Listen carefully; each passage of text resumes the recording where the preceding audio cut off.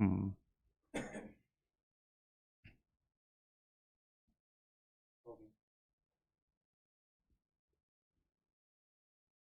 Hello friends, कैसा सब लोग। तो फ्रेंड्स, आज की वीडियो के अंदर मैं आपको कराऊंगा एक ऐसा महत्वपूर्ण टॉपिक जो आपके सीटेट के एग्जाम में जरूर पूछा जाता है। एक नंबर का कंफर्म आता है, एक से दो नंबर का भी आपके एग्जाम में देखा जाता है। ना सिर्फ आपके सीटेट के एग्जाम में आता है, बल्कि आपका कोई भी टीचिंग का एग्जाम हो या कोई भी आपका टेट का एग्जाम हो, वहां पर भी आपको देखने को मिलता है। जो आज की वीडियो के अंदर मैं आपको कराने वाला हूं टॉपिक, उस टॉपिक का नाम है आपका जीन पियाजे। जीन पियाजे का संज्ञानात्मक विकास का सिद्धांत, जो कोग्निटिव डेवलपमेंट थ्योरी दी थी जीन पियाजे ने, इस थ्योरी के बारे में आपको बताऊंगा कि सिद्धांत होता क्या है, इसके अंदर कौन कौन से कंसेप्ट आते हैं, जो सिद्धांत के अंदर विकास की जो अवस्थाएं है उनके बारे में बताऊंगा, जहां से क्वेश्चन आपके एग्जाम में आते हैं। जितनी भी चीजें आज की वीडियो के अंदर मैं आपको बताने वाला हूं जीन पियाजे से संबंधित, इन चीजों को समझ लेना, ध्यान से सुनना मेरी बात, रटना मत, समझ लेना, क्योंकि सीटेट के एग्जाम में क्वेश्चन अब आपका अंडरस्टैंडिंग लेवल पर पूछा जाएगा। तो आज की वीडियो को देखने के बाद शायद मुझे लगता नहीं कोई क्वेश्चन बचेगा जिसका आंसर आप लोग ना दे पाओ। उसी तरीके से जितने भी आपके महत्वपूर्ण टॉपिक है, क्योंकि आप सभी को पता है मैं सिर्फ वही चीजें कराता हूं जो आपके एग्जाम में आती है, तो जो जो इंपोर्टेंट टॉपिक आपके सिलेबस के अंदर दिए हुए हैं उन टॉपिक को मैं अपने यूट्यूब चैनल पर कराता रहूंगा। तो आज आपका पहले टॉपिक से आपकी शुरुआत हो रही है। एक तरफ मैं आपको क्वेश्चन आंसर की क्लास दे रहा हूं, दूसरी तरफ आपको टॉपिक वाइज क्लास दे रहा हूं। तो इससे क्या होगा, आपके कंसेप्ट क्लियर होते जाएंगे और साथ के साथ आपकी प्रैक्टिस भी होती जाएगी। लेकिन आपका सिलेबस काफी बड़ा है, एग्जाम तक देखते हैं कितने आपके टॉपिक होते हैं।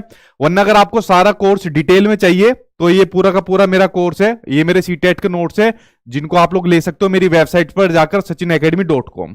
आप लोगों को सीधा एक काम करना है, अपना गूगल खोल लेना आप लोग। तो गूगल खोलने के बाद उसमें सीधा लिख देना आप लोग सचिन एकेडमी। जैसे आप लोग गूगल में जाकर लिखोगे sachinacademy.com, तो उसके बाद मेरी वेबसाइट खुलकर आ जाएगी कुछ इस तरीके से। यहां पर देखिए, चाहे आपका पेपर फर्स्ट है, चाहे आपका पेपर फर्स्ट और सेकंड दोनों है, या उनके साथ में मॉक टेस्ट भी है, तो सभी आपको ये चीज दी हुई है। यहां पर जाकर आप लोग इनको ले सकते हो अपना रजिस्ट्रेशन नंबर डालकर, ठीक है। उसके बाद आपकी जो नोट्स होंगे वो डाउनलोड हो जाएंगे, साथ में पासवर्ड दिया होगा, उस पासवर्ड से उसको खोल लेना।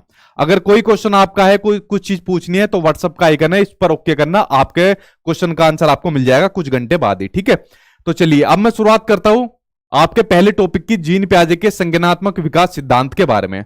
जो लोग नए आए हैं वो चैनल को सब्सक्राइब कर लेना, क्योंकि आपके एग्जाम पास होने तक मैं आपके साथ रहूंगा और इसी तरीके से मेरे यूट्यूब चैनल पर क्लासेस चलती रहेगी। तो आप लोग मेरे चैनल को सब्सक्राइब कर लेना, ठीक है, ताकि सभी क्लासेस आपको मिलती रहे। उसके अलावा देखते हैं जीन पियाजे के बारे में। ये चीज मैंने आपको बता दी, नोट्स के बारे में बता दिया कि इसके अंदर आपको सिलेबस के अकॉर्डिंग जितने आपके टॉपिक होते हैं वो मिल जाएंगे। एनसीईआरटी किताबों का निचोड़ आपको मिल जाएगा, 8 क्लास तक का कोई एनसीईआरटी आपको पढ़ने की जरूरत नहीं है। प्रीवियस ईयर क्वेश्चन पेपर लेने के लिए अलग से बुक लेने की जरूरत नहीं है, सभी प्रीवियस ईयर के क्वेश्चन पेपर इसके अंदर आपको मिल जाएंगे। नए टॉपिक इसके अंदर आपको मिल जाएंगे जो सीटेट में पिछली बार ऑनलाइन आए थे। मोस्टली नोट्स आपके बाइलिंगुअल है और आसान भाषा में, फोटो और ट्रिक के साथ है, ठीक है। जैसे जिनकी मैथ्स कमजोर है तो उनके लिए बड़े फायदेमंद है। चलिए देखते हैं अब जीन पियाजे के संज्ञानात्मक विकास सिद्धांत के बारे में, और चीजों को समझते जाना और उसके बाद प्रैक्टिस करना क्वेश्चन आंसर की, फिर देखना आप कितने इजीली तरीके से आंसर निकाल पाओगे। देखिए सबसे पहले बात करते हैं, जीन पियाजे ने दिया था संज्ञानात्मक विकास का सिद्धांत, यानी कि कॉग्निटिव डेवलपमेंट थ्योरी। अब आपके एग्जाम में सीटेट में ऐसा क्वेश्चन नहीं आता कि जीन पियाजे ने कौन सा सिद्धांत दिया है, कॉग्निटिव डेवलपमेंट थ्योरी के प्रतिपादक कौन थे, ऐसे क्वेश्चन आप आना हो गए बंद। अब क्वेश्चन इसमें आपको डिटेल में पूछा जाता है, अंडरस्टैंडिंग लेवल पर पूछे जाते हैं। वो कैसे पूछे जाते हैं अब मैं आपको बताता हूं, ठीक है। ये आप लोग देख सकते हो फोटो के माध्यम से, ये आपके जीन पियाजे है। अब देखिए सबसे पहली चीज है, जो जीन पियाजे थे वो स्विट्जरलैंड के मनोवैज्ञानिक है। जितनी भी चीजें मैंने डाली हुई है सब वो चीजें है जो आपके एग्जाम में पूछी जाती है, वरना कराने को मैं दुनिया भर की चीजें करा सकता हूं, लेकिन उनका कुछ फायदा नहीं है, ठीक है। तो जीन पियाजे जो है आपके कहा के मनोवैज्ञानिक है, स्विट्जरलैंड के मनोवैज्ञानिक है, खासकर टेट के एग्जाम में क्वेश्चन बहुत पूछा जाता है। उसके अलावा आपको यह जानना जरूरी है आगे बढ़ने से पहले, जो आपका संज्ञानात्मक विकास है आखिरकार होता क्या है, संज्ञानात्मक होता क्या है, कॉग्निटिव होता क्या है। देखिए संज्ञानात्मक का मतलब होता है, संज्ञान का मतलब होता है किसी चीज के बारे में जानना। किसी चीज के बारे में जानने को ही कॉग्निशन यानी कि संज्ञान कहते हैं। जैसा आप लोगों ने मान लीजिए सीटेट पढ़ने के लिए यूट्यूब पर आए, तो आपको अपने किसी दोस्त यार ने बताया होगा मेरे बारे में कि सचिन सर की जाकर वीडियो देखिए, या उसके अलावा आप लोग यूट्यूब पर सर्च कर रहे होंगे तो मैं साइड में मेरी वीडियो मिल गई होगी तो आपको मैं मिल गया। तो जब किसी चीज के बारे में जाना जाता है वही होता है संज्ञान होता है, और जैसे जैसे जानना शुरू कर देता है आदमी उसका कोग्निटिव डेवलपमेंट होता रहता है। जैसा आप लोग मेरी वीडियो को अभी आप लोग अपने ज्यादातर अपने मोबाइल फोन में देख रहे हो, क्या आपको मोबाइल फोन एकदम चलाना आ गया? नहीं चलाना है। आपने मोबाइल फोन खरीदा, धीरे धीरे उसको चलाना शुरू करा और धीरे धीरे जो इसकी नॉलेज थी उसको आप लोग एक्वायर करते गए, ग्रहण करते गए। तो उसी तरीके से आपका क्या होता रहा? संज्ञानात्मक विकास होता रहा धीरे धीरे करके। ठीक है, तो यही होता है आपका संज्ञानात्मक विकास, किसी चीज के बारे में जानना। ठीक, उसके अलावा आगे देखते हैं। जीन पियाजे का मानना है कि जैसे जैसे बच्चों में जैविक परिपक्वता यानी बायोलॉजिकल मैच्योरेशन आती है वैसे वैसे वे वस्तुओं के बारे में अपने दिमाग में कंसेप्ट बना लेते हैं। कहने का मतलब है जैसे जैसे बच्चे मैच्योर होते रहते हैं, जैसे जैसे उनकी उम्र बढ़ती रहती है, वैसे वैसे बच्चे अपने माइंड के अंदर चीजों के बारे में कंसेप्ट बनाना शुरू कर देते हैं। सही कह रहे हैं जीन पियाजे। जब आप लोग, मैं भी जब छोटे से थे, जैसे जैसे बड़े होते गए तभी हमें चीज पता चलती गई कि भाई हमारा परिवार है, ये हमारा स्कूल है, आगे हमारी कॉलेज है, आगे हमको जॉब इस तरीके से लेनी है। ठीक है, तो कहीं ना कहीं इनका फोकस ये था कि पहले बच्चे का विकास होता रहता है, उसके बाद वो उसकी अधिगम होती है या लर्निंग होती है। ठीक है, उसके अलावा दूसरी चीज उन्होंने बताई हुई है, आगे देखते हैं। इसको एक एग्जांपल के माध्यम से मैं आपको समझाता हूं। देखिए, आपने WWE के रेसलर के बारे में सुना, अंडरटेकर के बारे में? जब हम छोटे से थे तो हमारे माइंड के अंदर ये कंसेप्ट था कि अंडरटेकर कई बार रिंग के अंदर मर गया। क्या मरा हुआ आदमी जिंदा हो सकता है? बिल्कुल जिंदा नहीं हो सकता। लेकिन छोटे जब हम थे, छोटे बचपन में थे, तो हमें ये वाली कंसेप्ट नहीं पता था। ठीक है, हम तो रेसलिंग देखते थे या बचपन में सुनते थे दारा सिंह ने अपने एक हाथ से एरोप्लेन को रोक लिया, ऐसी आपस में बात चलती थी, क्योंकि हमारे अंदर जो उस टाइम पर मैच्योरेशन नहीं आई थी और उस टाइम पर एज कम थी। लेकिन जैसे जैसे हम मैच्योर होते गए, हमारी एज बढ़ती गई, उसी तरीके से हमारे माइंड के अंदर क्या होते गए, ये कंसेप्ट हम बनाते चले गए कि भाई मरा हुआ आदमी दोबारा नहीं आ सकता, या एक आदमी अपने हाथ से एरोप्लेन को नहीं रोक सकता। तो यही बात जीन पियाजे ने अपने सिद्धांत के अंदर कही है। ठीक है, ये चीज समझ में आ गई। ये क्या कहना चाहते हैं कि जैसे जैसे बच्चे की एज बढ़ती जाती है, उसका विकास होता रहता है, वैसे वैसे बच्चा अधिगम यानी लर्निंग करता रहता है। उसके अलावा जीन पियाजे ने कहा है कि जो बच्चे होते हैं वो सक्रिय ज्ञान के निर्माता होते हैं। बच्चों को इन्होंने एक्टिव रूप से ज्ञान का निर्माता माना है, और साथ में कहा है कि बच्चे जो है नन्हे वैज्ञानिक होते हैं और जो संसार के बारे में अपने सिद्धांतों की रचना करते रहते हैं। मतलब छोटा बच्चा वैज्ञानिक की तरह चीजें खोजता है और अपने सिद्धांत खुद बनाता रहता है जैसे जैसे बड़ा होता है। हमने भी अब ऐसी बनाए थे। ठीक है, तो ये बड़ी महत्वपूर्ण इनकी टर्म है, कई बार आपके सीटेट के एग्जाम में एज ए डेफिनेशन के रूप में पूछी गई है। ठीक, यहां तक समझ में आया? आगे देखते हैं। आगे जीन पियाजे जी का मानना है कि जीन पियाजे कहते हैं कि जो बच्चों की थिंकिंग है, यानी जो बच्चों का चिंतन है, सोचने का तरीका है, वो अडल्ट से यानी जो वयस्क होते हैं, वो बड़े होते हैं, उनसे प्रकार में तो अलग है लेकिन क्वांटिटी में अलग नहीं है। देखिए, आप लोग मुझे एक बात सिंपल सी बताइए, जैसा आप लोग हो या मैं हूं, हमारा सोचने का तरीका अलग है, लेकिन छोटे बच्चे होते हैं उनका सोचने का तरीका अलग है। लेकिन दिमाग तो भगवान ने सभी को एक जैसा दिया है क्वांटिटी में। तो हमारा जो दिमाग है या बच्चे का जो दिमाग है क्वांटिटी में सेम है, लेकिन जो चिंतन है सोचने का, चाहे आप लोग हुए, मैं हुए या जो बच्चे हुए, तो चिंतन अलग अलग है। तो बच्चों का जो चिंतन है वो प्रकार में अलग होता है बड़ों से, ना कि क्वांटिटी में होता है। क्वांटिटी में सभी के पास इतना ही दिमाग रहता है। ठीक है, तो ये वाले कथन किसका है? जीन पियाजे का स्टेटमेंट है। कई बार जीन पियाजे से संबंधित डेफिनेशन या स्टेटमेंट पूछा जाता है, वो ये दो बड़े महत्वपूर्ण है जो मैंने आपको बता दिए। ठीक, यहां तक क्लियर हुआ? अब पढ़ते हैं जीन पियाजे के कुछ महत्वपूर्ण कंसेप्ट के बारे में। यहां से कोई ना कोई क्वेश्चन आपके एग्जाम में जरूर पूछा जाता है जीन पियाजे के कंसेप्ट के बारे में। देखिए, जीन पियाजे का सबसे पहला कंसेप्ट है अनुकूलन, जिसको कहा जाता है एडेप्टेशन। एडेप्टेशन का मतलब होता है जब वातावरण के अनुसार खुद को डाला जाता है तो होता है आपका एडेप्टेशन होता है। वो कैसे? जैसा आपको पता है कि भाई अगर आपको गवर्नमेंट जॉब लेनी है, अगर आपको गवर्नमेंट टीचर बनना है, तो उसके लिए सबसे पहले आपको टीचिंग ट्रेनिंग कोर्स करना पड़ेगा, डीएलएड करना पड़ेगा, बीएड करना पड़ेगा, उसके बाद फिर आपको अपना सीटेट पास करना पड़ेगा। इस तरीके से आपका प्रोसेस चलेगा आपको गवर्नमेंट जॉब लेने के लिए। तो आप लोग क्या कर रहे हो? वातावरण के अनुसार खुद को डाल रहे हो कि अगर गवर्नमेंट जॉब लेनी है तो पहले मुझे इस तरीके से ये चीजें करनी पड़ेगी। ठीक है, तो यही होता है आपका एडेप्टेशन यानी कि अनुकूलन। अब इस एडेप्टेशन के दो प्रोसेस होते हैं, दो बड़े महत्वपूर्ण प्रोसेस होते हैं और बहुत बार एग्जाम में आते हैं। एक होता है आपका एसिमिलेशन और एक होता है आपका एकोमोडेशन, जिसको हिंदी में कहते हैं आत्मसातकरण, हिंदी में कहते हैं इसको समायोजन। जितने महत्वपूर्ण टर्म है कोशिश करना इनको इंग्लिश में याद करना, हिंदी में इनके अलग अलग नाम दिए होते हैं तो बच्चा बहुत कंफ्यूज होता है। ठीक है, तो इनके इंग्लिश में नाम याद करना। देखिए, जो एडेप्टेशन के दो आपके प्रक्रिया होती है, प्रोसेस होते हैं। पहला होता है एसिमिलेशन। एसिमिलेशन का मतलब होता है जब पूर्व ज्ञान को यानी जो प्रीवियस नॉलेज होती है उसको नए ज्ञान के साथ जोड़ा जाता है। अब देखिए ऐसा तो है नहीं जीन प्याजे आप पहली बार पढ़ रहे हो, आपने अपने टीचिंग ट्रेनिंग कोर्स में जीन प्याजे से के बारे में पढ़ा होगा, या फिर मेरे पढ़ाने से पहले भी आप लोगों ने जीन प्याजे के बारे में पढ़ा होगा। तो कुछ ना कुछ प्रीवियस नॉलेज यानी पूर्व ज्ञान आपके पास जरूर था, और उस पूर्व ज्ञान को आपने नए ज्ञान के साथ जोड़ दिया। ठीक है, जो भी जीन प्याजे से संबंधित कोई नई चीज आ रही है आपने उसके साथ उसको जोड़ दिया। तो यही होता है आपका एसिमिलेशन यानी कि आत्मसातकरण होता है।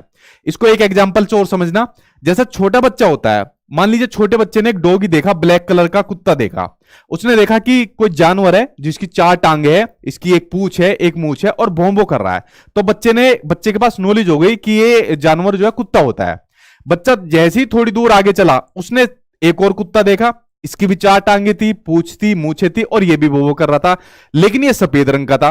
तो इसने क्या काम करा, पूर्व ज्ञान के अंदर जो जो नॉलेज थी कुत्ते के बारे में उसको नए ज्ञान के साथ जोड़ दिया कि भाई जरूरी नहीं है कुत्ता काला ही हो, कुत्ता सफेद भी हो सकता है, भूरा भी हो सकता है।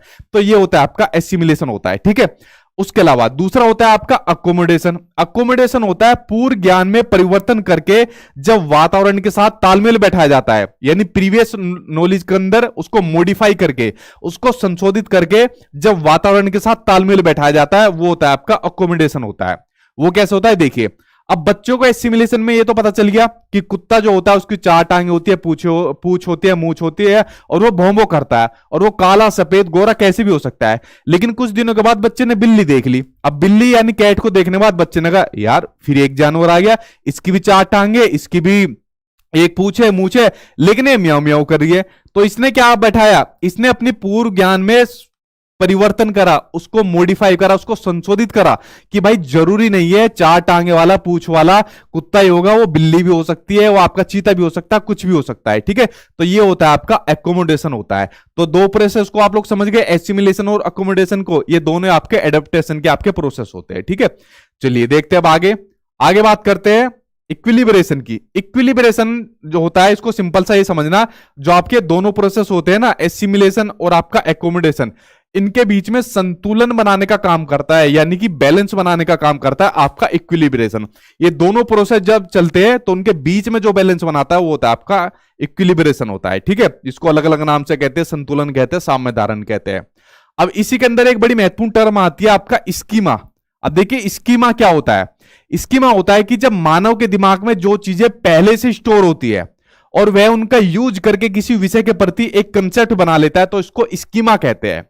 भाई आप लोग देखिए, जब आप लोगों को आपके दोस्त यार ने बताया होगा या यूट्यूब पर किसी ने बताया होगा कि सचिन सर की वीडियो देखिए, तो आपके दिमाग में पहले से चीजें स्टोर थी कि भाई यूट्यूब पर कोई सचिन सर है, वो पढ़ाते हैं और टीचिंग एग्जाम की तैयारी करते हैं, तो आपके दिमाग में पहले से चीज स्टोर थी। लेकिन इन्हीं इंफॉर्मेशन का यूज करके आपने किसी विषय के प्रति यानी मेरे प्रति एक कंसेप्ट बना लिया कि यार ये हमारे सचिन सर है, ऐसे दिखते हैं, ठीक है, अच्छी खासी इनकी बॉडी भी दिख रही है, हैंडसम जैसे दिखते हैं और पढ़ाते बहुत बढ़िया है। ठीक है, ये तो मैं जनरली कह रहा हूं, ठीक, वैसे करके तो आपने मेरे बारे में बहुत सारे कंसेप्ट बना लिए। ठीक है, किस तरीके से पढ़ाते हैं, ऐसे एग्जाम्पल देते हैं, अपने नोट्स देते हैं, फलाना फलाना। तो देखिए जो चीज नॉलेज आपके पास पहले से पता थी आप लोगों को मेरे बारे में, उसी का यूज करके आपने मेरे प्रति एक कंसेप्ट बना लिया, तो यही होता है स्कीमा होता है।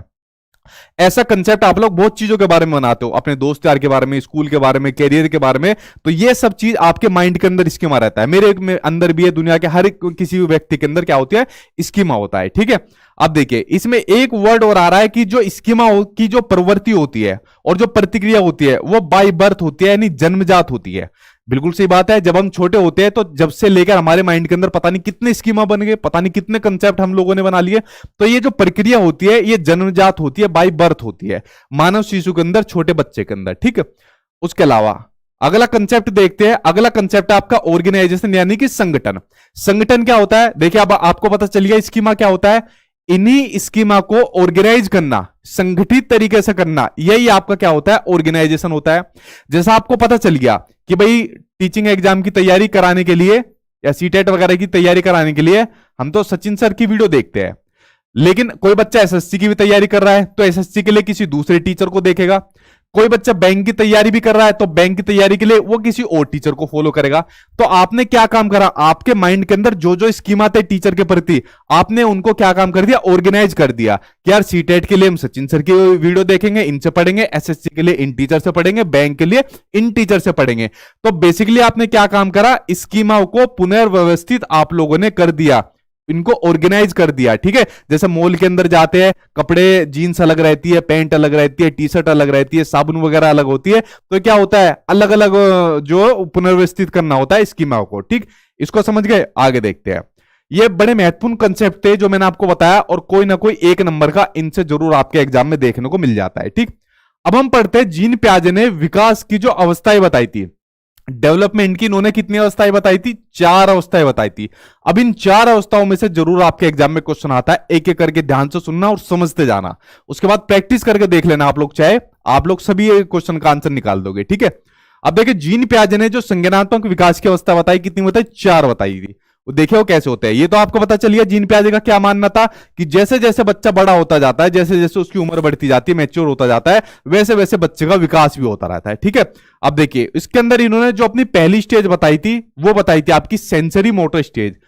कौन सी बताई थी, सेंसरी मोटर स्टेज, संवेदी पेशीय अवस्था, इंद्रिय गामक अवस्था भी कहते हैं, इंद्रिय जीत अवस्था भी कहते हैं, पता नहीं दुनिया भर के नाम है, लेकिन इंग्लिश में नाम आप इसका याद करना, सेंसरी मोटर स्टेज। इस अवस्था के अंदर जो बच्चा होता है वो होता है जन्म से लेके 2 साल तक का जो बच्चा होता है वो आपका सेंसरी मोटर स्टेज के अंदर होता है।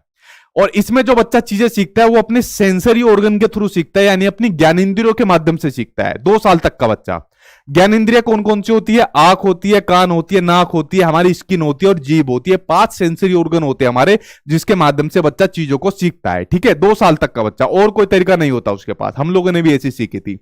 उसके अलावा इसी अवस्था के अंदर एक बड़ा महत्वपूर्ण कंसेप्ट आपका पूछा जाता है और बहुत बार पेपर में आता है, ऑब्जेक्ट परमानेंस, यानी वस्तु स्थायित्व है। और क्वेश्चन ये पूछा जाता है ऑब्जेक्ट परमानेंस का कंसेप्ट किस अवस्था के अंदर बच्चा ढूंढ लेता है। ठीक है, तो आपकी जो सेंसरी मोटर स्टेज है उसके अंदर आपका वस्तु स्थायित्व का गुण बच्चे के अंदर आ जाता है। वस्तु स्थायित्व का गुण मतलब जब बच्चा अपने दिमाग में वस्तुओं की छाप बनाना शुरू कर देता है, जिससे वह छिपी हुई वस्तुओं को भी ढूंढ लेता है, तो ये होता है ऑब्जेक्ट परमानेंस। इसमें क्या होता है, बच्चा अपने सेंसरी ऑर्गन का यूज करता है, जो 5 सेंसरी ऑर्गन है।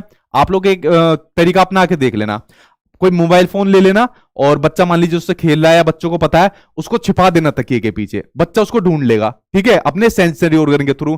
अगर आप लोगों के पास कोई चाबी है, घर की चाबी है, बाइक की, गाड़ी की चाबी है, उसको आपने आज कहीं पर रख दिया, बच्चे के सामने रख दिया, कल आप लोग भूल सकते हो, बच्चा उसको नहीं भूल सकता, बच्चा बता देगा इशारे से कि यहां पर चाबी है। ठीक है, तो बच्चा जितनी भी चीजें सीखता है अपने सेंसरी ऑर्गन के माध्यम से सीखता है, और जो वस्तु स्थायित्व का गुण होता है, ऑब्जेक्ट परमानेंस का गुण है, वो बच्चे का अंदर इस स्टेज के अंदर आ जाता है। ठीक है, ये बड़ा महत्वपूर्ण कंसेप्ट है जो आपका इस स्टेज के अंदर होता है।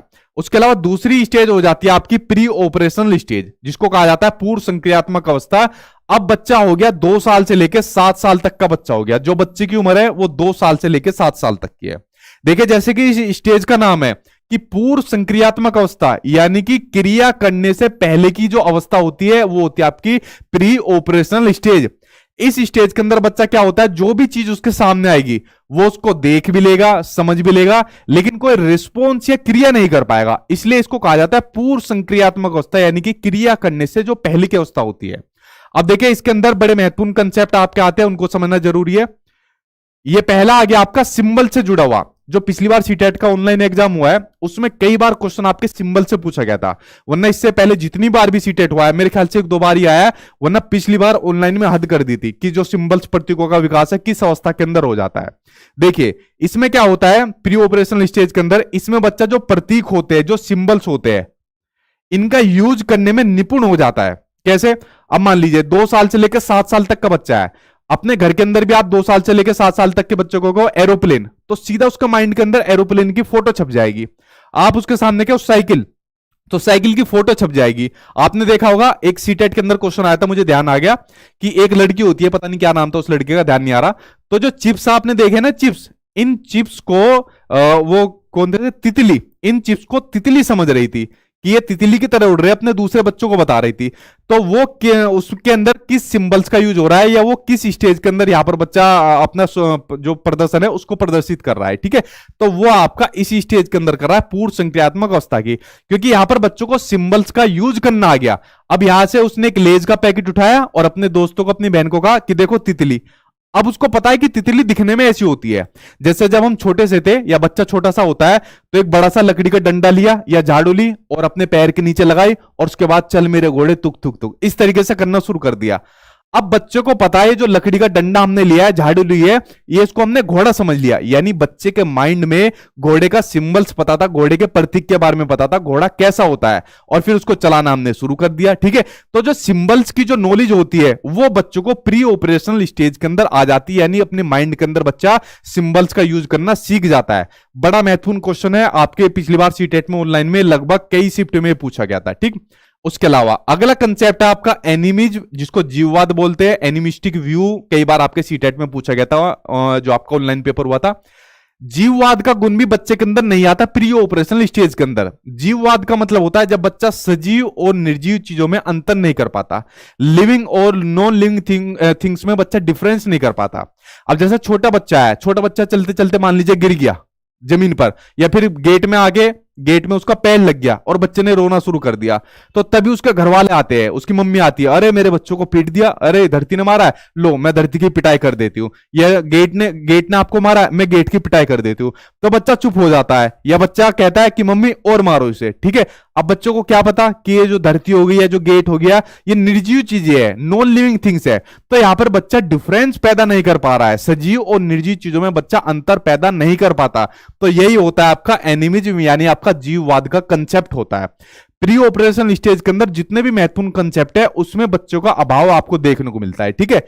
उसके अलावा अगला पॉइंट देखते हैं।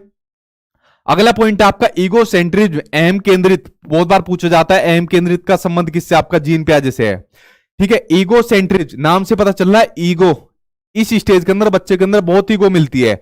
इसमें बच्चा यह सोचना शुरू कर देता है कि जो वह कर रहा है, जो वह सोच रहा है वह सब ठीक है और पूरी दुनिया बेवकूफ है, पूरी दुनिया पागल है। अगर मुझे वेनिला आइसक्रीम पसंद है तो सबको वेनिला आइसक्रीम खानी पड़ेगी, पूरी दुनिया को वेनिला आइसक्रीम खानी पड़ेगी। अगर मुझे कैडबरी की चॉकलेट पसंद है तो सब यही चॉकलेट खाओ। तो इसमें बच्चा बड़ा ईगो सेंट्रिज्म होता है, अहम केंद्रितवादित होता है, मतलब जो उसे पसंद आ रहा है सिर्फ वही चीज होनी चाहिए। आपने देखा होगा जब छोटा बच्चा था, या जब जैसा आप लोग भी छोटे थे, तो जैसे मम्मी या पापा की गोदी में बैठ गए, ठीक है, गोदी में चले गए, अगर हमारा कोई छोटा बहन भाई भी गोदी में आता है तो उसको मानना शुरू कर देता है छोटा बच्चा कि नहीं नीचे जा, मैं अकेला बैठूंगा, ठीक है, इस गोदी पर सिर्फ मेरा हक है। अगर मान लीजिए जबरदस्ती गोदी में बैठा भी लिया तो जबरदस्ती रोता हुआ उसको नीचे पहुंचा देगा। तो यही जो अहम केंद्रितवादिता मिलती है वो इसी स्टेज के अंदर बच्चे के अंदर मिलती है। बड़ा ईगो सेंट्रिज्म होता है बच्चा, ठीक है, सिर्फ अपनी अपनी चाहता है और दुनिया जाए भाड़ में, उसको कोई मतलब नहीं होता, ठीक है। चलिए आगे देखते हैं। अगला कंसेप्ट है आपका इरिवर्सिबिलिटी का, अपलटावी का। अपलटावे का गुण भी इस स्टेज के अंदर बच्चे के नहीं आता। वो कैसे? इसमें जो भी आपकी वस्तुएं रहती है या जो संख्याएं रहती है या जो समस्याएं होती है उनको बच्चा उलटना पुलटना नहीं सीख पाता। जैसे मान लीजिए आपने बच्चों को कहा 4 + 6 कितने होते हैं, बच्चा बता देगा 10 होते हैं, लेकिन इसी क्वेश्चन को आपने उल्टा कर दिया 6 + 4 कितने होते हैं, तो बच्चा नहीं बता पाएगा। आपने बच्चे से पूछा हमारे देश की राजधानी का क्या नाम है, तो हमारे देश की राजधानी का क्या नाम है, नई दिल्ली है। अच्छा अगर क्वेश्चन पूछ ले कि जो अरविंद केजरीवाल है तो वो किस देश के किस प्रदेश का आपके चीफ मिनिस्टर है, तो बच्चा नहीं बता पाएगा। मतलब बच्चा चीजों को उल्टा पलटना नहीं सीख पाता, तो बच्चे के अंदर अपलटावी का गुण नहीं आ पाता, इरिवर्सिबिलिटी का गुण बच्चे के अंदर नहीं आ पाता है, ठीक है। यहां तक समझे। आगे देखते हैं। देखिए ये कई सारे और कंसेप्ट आ गए, ये भी बच्चों को इस स्टेज के अंदर नहीं आता है। जैसे पहला होता है मुद्रा संपत्ति, इसका कंसेप्ट भी बच्चे के अंदर नहीं आता। आप लोग खुद करके देख लेना, 2 साल से लेकर 7 साल तक के बच्चे के साथ आप बच्चों को 2-2 हजार के नोट दे दो और बहुत सारे सिक्के दे दो, जितनी इनकी वैल्यू 2000 की इतने ही सिक्के भर के बच्चों को दे दो, तो बच्चा 2000 के नोट नहीं पकड़ेगा, बच्चों सिक्कों को पकड़ेगा। ध्यान से सुनना मेरी बात को, जो चीज बच्चों को बड़ी दिखती है बच्चा उसी को पकड़ेगा। उसे मतलब नहीं है कि उसकी वैल्यू कम है, बच्चा जो चीज दिखने में आकार में बड़ी लगेगी उसी को बच्चा पकड़ेगा। इन नोट को बच्चा फाड़ भी देगा, ठीक है, क्योंकि उसको वैल्यू नहीं पता कि 2000 की कितनी वैल्यू है या इतने नोट की क्या वैल्यू होती है, ठीक है। तो ये जो मुद्रा संप्रत्यय का जो कंसेप्ट है ये भी बच्चों को इस स्टेज के अंदर नहीं आता, ठीक है। इसकी वैल्यू तो आप लोगों को पता है, 2-2 हजार रुपए की, 10-10 हजारों की, हम लोगों को पता है इसकी वैल्यू। उसके अलावा जो डिस्टेंस होता है, दूरी होती है, या वेट होता है, या हाइट होती है, इसकी योग्यता के कंसेप्ट भी बच्चों को नहीं आते हैं। जैसे मान लीजिए आप एक तरफ तो 2 kg का वेट रख दो और एक तरफ 1 kg और 1 kg का वेट रख दो, और बच्चों से कहो कि दोनों में भारी कौन सा लगेगा, तो बच्चा कहेगा ये भारी लगेगा। क्यों? क्योंकि यहां पर ज्यादा दिख रहा है, 2 दिख रहे हैं, ठीक है। उसी तरीके से हाइट का कंसेप्ट भी बच्चों को नहीं आता है, हाइट के अकॉर्डिंग नहीं लगा पाता चीजें। तो जितने भी कंसेप्ट का जो अभाव रहता है, जो मैंने आपको बताया, वो सब आपका प्री ऑपरेशनल स्टेज के अंदर आपको देखने को मिलता है। अभी तो और अभी आपके कंसेप्ट रह रहे हैं, जितनी भी चीजें आपके एग्जाम के पॉइंट ऑफ व्यू से महत्वपूर्ण है, सभी आज की वीडियो के अंदर मैं आपको करा दूंगा, आपका जीन प्याज आज खत्म करवा दूंगा, ठीक है। देखिए आगे बताता हूं आपको। अगला है आपका केंद्रीकरण यानी कि सेंट्रेशन। जैसे इसके नाम से पता चल रहा है, केंद्रीकरण, अपने ध्यान को केंद्रित करना। जब एक समय में किसी चीज की केवल एक विशेषता पर ध्यान दिया जाता है, ये होता है सेंट्रेशन होता है। जैसे फॉर एग्जांपल आप लोग अपने छोटे बच्चों को मोबाइल फोन दे दो। अब मोबाइल फोन लेने के बाद बच्चा सबसे ज्यादा पता है क्या काम करेगा? इसमें अपनी सेल्फी लेना शुरू कर देगा, दुनिया भर की सेल्फी ले लेगा। उसको मतलब नहीं है, इससे कॉल भी कर सकते हैं, इससे यूट्यूब पर सचिन दर्जी की वीडियो देख सकते हैं, इससे और जीमेल वगैरह पढ़ सकते हैं, मैसेज कर सकते हैं, कोई मतलब नहीं। वो एक टाइम पर इस मोबाइल फोन की सिर्फ एक विशेषता पर ध्यान केंद्रित कर रहा है कि सिर्फ मुझे फोटो लेनी है। या कोई बच्चा सिर्फ गेम खेलता है और उसको दुनिया के बारे में कुछ नहीं पता है, इस चीज के बारे में। तो जब एक समय में किसी चीज की एक विशेषता पर ध्यान दिया जाए, बस बाकी और विशेषता को छोड़ दिया जाए, तो ये होता है आपका केंद्रीकरण, होता है आपका सेंट्रेशन होता है, ठीक है। इस कंसेप्ट को समझे, कई बार एग्जाम में आया, पिछली बार सीटेट में भी पूछा गया था। नसीमा लड़की के नाम से जो क्वेश्चन आया था कि वो जो सांप की तरह बनाती है मिट्टी का, कि ये कुछ समय के बाद बड़ा हो जाएगा, ठीक है, इस तरीके से कुछ क्वेश्चन था। तो इनको समझना बहुत जरूरी है। अगला कंसेप्ट है आपका कंजर्वेशन यानी कि संरक्षण से जुड़ा हुआ। इसमें क्या होता है, अगर किसी वस्तु के साइज को या उसके शेप को उसमें चेंज कर दे तो उसकी क्वांटिटी पर कोई प्रभाव नहीं पड़ता, लेकिन बच्चा इसको समझ नहीं पाएगा। फॉर एग्जांपल अपने घर में करके देख लेना, एक तो बड़ा गिलास ले लो, ठीक है, जिसकी हाइट बड़ी हो, और एक ऐसा चकोर गिलास ले लो, दोनों में बराबर पानी रख लो, लेकिन बच्चा इस बड़े वाले गिलास को पहले पकड़ेगा। ट्राई करके देख लेना आप लोग। अब पानी तो दोनों में इक्वल है, पानी की क्वांटिटी तो दोनों में बराबर है, लेकिन बच्चा यहां पर साइज या शेप में अंतर नहीं कर पा रहा है, चेंज नहीं कर पा रहा है, कि मतलब ये है तो चीज सेम ही, बस उसकी क्वांटिटी या उसको साइज को थोड़ा ऊपर नीचे कर दिया है। तो ये जो कंजर्वेशन है, संरक्षण का कंसेप्ट है, ये भी बच्चे को इस स्टेज के अंदर नहीं आता है, प्री ऑपरेशनल स्टेज के अंदर। ये चीज समझ गए आप लोग? आगे देखते हैं। ये सारे एक्सपेरिमेंट आज अपने छोटे बच्चों पर करके देख लेना, ज्यादातर यही चीज करेगा, ठीक है। अगला है आपका सीरियसन यानी क्रमबद्धता। जैसे इसके नाम से पता चल रहा है, क्रमबद्धता, जो क्रम से चीजें होती है उनका अभाव भी बच्चों का इसी स्टेज के अंदर होता है। इसमें बच्चा वस्तुओं या जो भी तथ्य होते हैं उनके आकार में रखना उनको नहीं सीख पाता। जैसा आप लोग देख रहे हो, ये छोटी बच्ची है, ये तो इनको शेप में रख रही है, एक आकार में रख रही है, एक सीरियल से रख रही है। सबसे पहले बड़ा लिया, फिर उससे छोटा, उससे छोटा, उससे छोटा, उससे छोटा, इस तरीके से इनको सीरियल में रख रही है। लेकिन इस स्टेज के अंदर बच्चा इस तरीके से सीरियल में नहीं रखता, चीजों को क्रम के अंदर नहीं रख पाता है, कभी बड़ी रख देगा, छोटी रख देगा, इस तरीके से रखता है, ठीक है। तो सीरियसन का कंसेप्ट भी इस स्टेज के अंदर बच्चे के अंदर नहीं आता है, ठीक। यहां तक आप लोग समझ गए। अब आ जाते हैं हम आपकी तीसरी अवस्था के अंदर, जो आपकी होती है मूर्त संक्रियात्मक अवस्था, जिसको कॉन्क्रीट ऑपरेशनल स्टेज कहते हैं, जिसमें बच्चा अब 7 साल से लेके 11 साल तक का इसके अंदर बच्चा हो गया, ठीक है। अब आपकी तीसरी स्टेज हो गई, ठीक। अब आपकी तीसरी स्टेज होगी कंक्रीट ऑपरेशनल स्टेज। देखिए पहले जानिए कंक्रीट का मतलब क्या होता है, मूर्त का क्या मतलब होता है। मूर्त का मतलब होता है जिन चीजों को हम देख सकते हैं, पकड़ सकते हैं, छू सकते हैं। आप लोग मुझे देख रहे हो, मैंने ये पकड़ा हुआ है, ठीक है, तो कंक्रीट चीज है। तो जो इस अवस्था के अंदर जो बच्चा रहता है, जो 7 साल से लेकर 11 साल तक का रहता है, इस अवस्था में बच्चा जो उसके सामने कोई भी चीज आएगी उसको देखकर ही कुछ कर सकता है, यानी उन पर चिंतन करना स्टार्ट कर देता है। ध्यान से मेरी सुनना बात को, इसमें बड़ा महत्वपूर्ण टर्म आ गई थिंकिंग, यानी बच्चा चिंतन करना स्टार्ट कर देता है। लेकिन जो बच्चा चिंतन करना स्टार्ट करता है, सिर्फ उन्हीं चीजों के बारे में चिंतन करता है जो मूर्त चीजें है। जैसे अभी आप लोग वीडियो देख रहे हो, आपके सामने साथ में कोई छोटा बच्चा भी है, और छोटे बच्चों को वीडियो दिखाओ कि देखो हमारे सचिन सर पढ़ा रहे हैं, तो बच्चा चिंतन शुरू कर देगा, अरे इन्होंने व्हाइट कलर की शर्ट पहनी हुई है, ठीक है, इस तरीके से पढ़ा रहे हैं, हाथ में घड़ी पहनी हुई है, और पढ़ाने का ऐसे तरीका है। तो बच्चा जो चिंतन करेगा सिर्फ मूर्त चीजों के बारे में चिंतन करेगा। तो ध्यान से सुनना, एग्जाम में बहुत बार ये क्वेश्चन बच्चे इसके अंदर फंसते हैं कि बच्चा सिर्फ चिंतन शुरू कर रहा है, लेकिन उसके चिंतन के अंदर मैच्योरिटी यानी परिपक्वता नहीं आई है, वो नेक्स्ट स्टेज के अंदर आती है। इसमें सिर्फ मूर्त चीजें देखकर चिंतन करता है। सबसे पहली चीज तो ये हो गई। उसके अलावा जितने भी जो कंसेप्ट रहते हैं जो आपने भी ऊपर पढ़े, अपलटावी का गुण हो गया, जीववाद हो गया, मुद्रा कंसेप्ट, भार वाला संरक्षण, क्रमबद्धता, जितने भी इन कंसेप्ट का अभाव रहता है, कमी रहती है, वो कंसेप्ट मूढ़ संक्रियात्मक अवस्था में आपका बच्चे के अंदर कोई कमी नहीं रहती। ये सारे गुण बच्चे को आ जाते हैं। मुद्रा कंसेप्ट का गुण आ जाता है, उसको पता चल जाता है कागज वाले की ज्यादा वैल्यू होती है, सिक्के की नहीं रहती। अगर गिलास में दोनों में पानी देंगे, बड़े के अंदर और छोटे के अंदर, पता है यार दोनों में बराबर पानी है, कोई सा भी उठा के पी लूंगा। तो जितने भी ये कंसेप्ट आपके ऊपर वाली अवस्था के अंदर इनका भाव रहता है, वो सभी आपके मूढ़ संक्रियात्मक अवस्था में इनका गुण बच्चे के अंदर आ जाता है। ठीक है, ये चीज क्लियर हुई आपको? ये बड़ी महत्वपूर्ण चीज थी जो मैंने आपको बताई। उसके अलावा आगे देखिए, आगमनात्मक तर्कना, इंडक्टिव रीजनिंग, या फिर आप इसको कह सकते हो हाइपोथेटिकल थिंकिंग, बहुत बार पूछा गया आपके सीटेट के एग्जाम में। आगमनात्मक तर्कना, आपने दो विधियां पढ़ी है, इंडक्टिव मेथड, डिडक्टिव मेथड, आगमन विधि, निगमन विधि। आगमन विधि में क्या होता है, सबसे पहले बच्चों को उदाहरण बताए जाते हैं और उदाहरण के बाद उनको नियम बताए जाते हैं। ठीक है, तो क्या होता है, सबसे पहले बच्चों को उदाहरण दिया जाता है आगमन विधि के अंदर, और उदाहरण के बाद फिर उनको नियम बताए जाते हैं। ठीक है, तो ये होती है आपकी आगमनात्मक तर्कना, हाइपोथेटिकल थिंकिंग होती है। यह भी इसी अवस्था में होता है, यानी जब बच्चा उदाहरण के ऊपर तर्क करना शुरू कर देता है, यानी आपने बच्चों को उदाहरण दिया और उदाहरण के ऊपर बच्चा तर्क करना शुरू कर देता है या नियम बनाने शुरू कर देता है। आप मान लीजिए बच्चों को फोटोसिंथेसिस, प्रकाश संश्लेषण की प्रक्रिया पढ़ाना चाहते हो अपनी क्लासरूम के अंदर, लेकिन उससे पहले आपने बच्चों को पेड़ के बारे में चीजें समझाई, पेड़ के एग्जाम्पल दिए, पेड़ की विशेषताएं बताई कि भाई पेड़ से ऑक्सीजन वगैरह मिलती है, दुनिया भर की और चीजें पेड़ के बारे में बता दी। उसके बाद फिर आप फोटोसिंथेसिस के प्रोसेस पर लेके गए।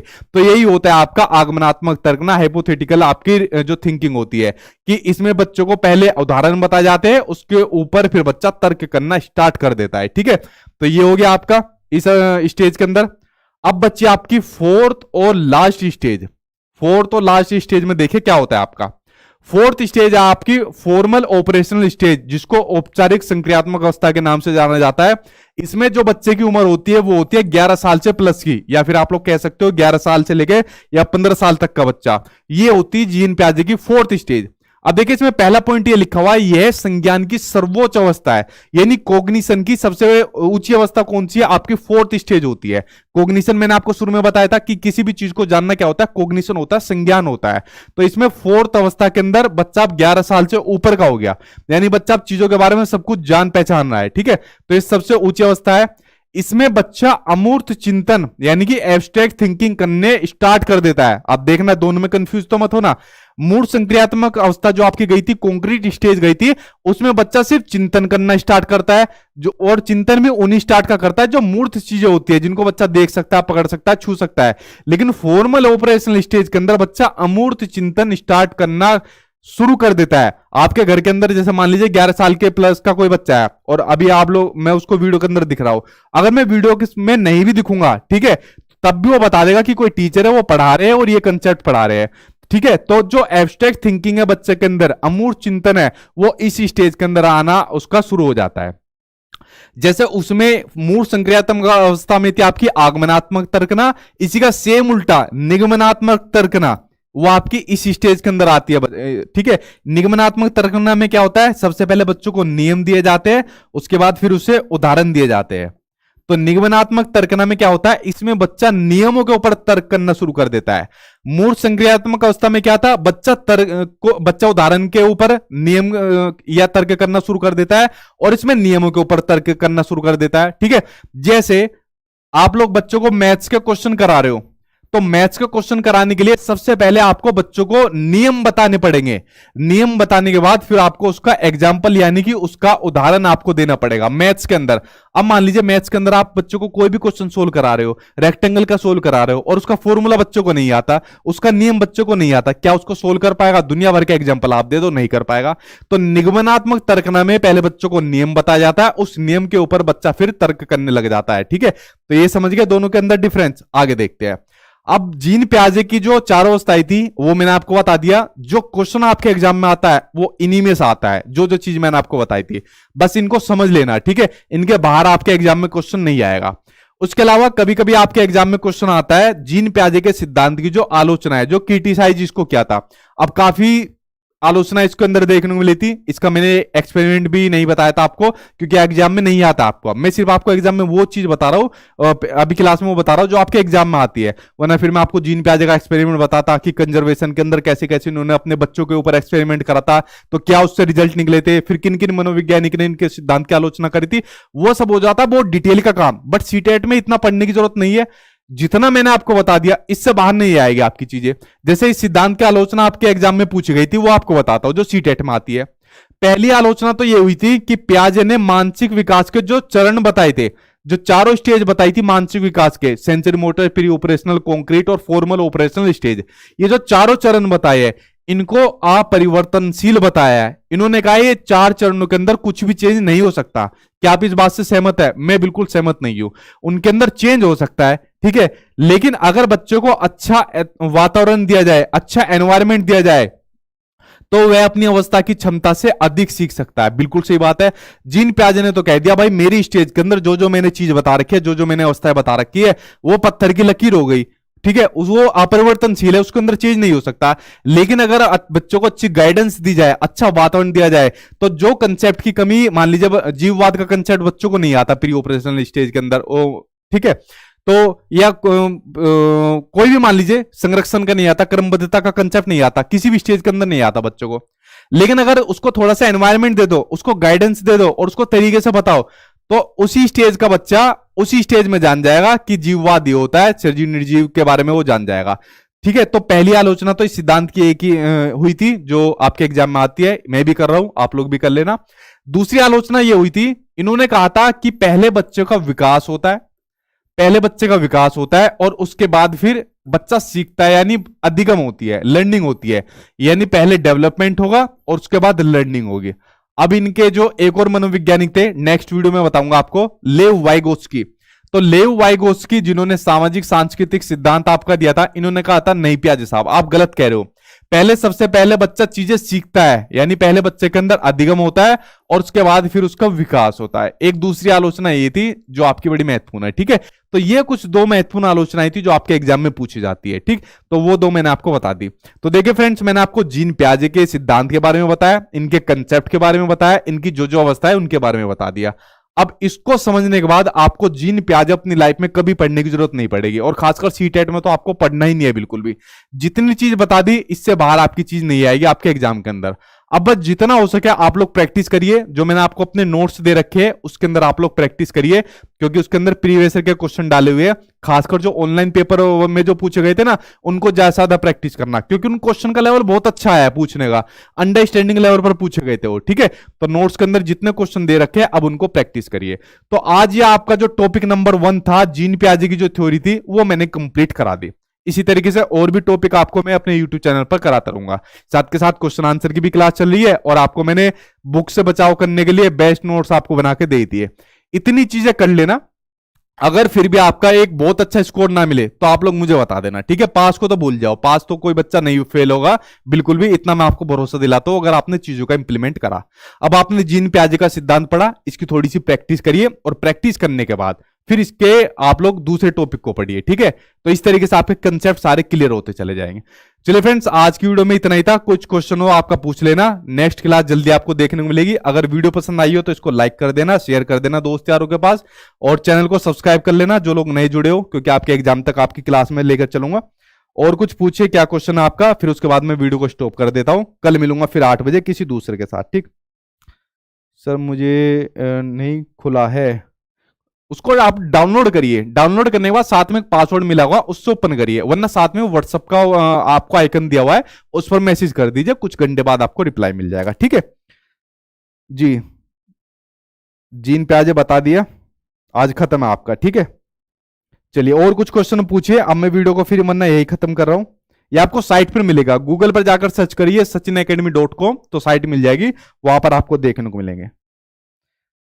ठीक है, you are the best bet, ठीक है। सुपर टेट की कराएंगे बाद में, क्योंकि अभी उसका कुछ नहीं पता, एक बार सी टेट निकलवा दे बच्चे का, उसके बाद सुपर टेट कराएंगे बड़े पेपर की, ठीक है। तो चलिए फ्रेंड्स, आज की वीडियो में यही खत्म करता हूं। आई होप आपको टॉपिक पसंद आया होगा, इसी तरीके से आपके और टॉपिक मैं आपको दूंगा। तो सी टेट के लिए आप बेफिक्र रहिए, जो जो चीज आपको पढ़ाई जा रही है उसको बस फॉलो करिए, आपका एग्जाम जरूर निकलेगा। Thank you.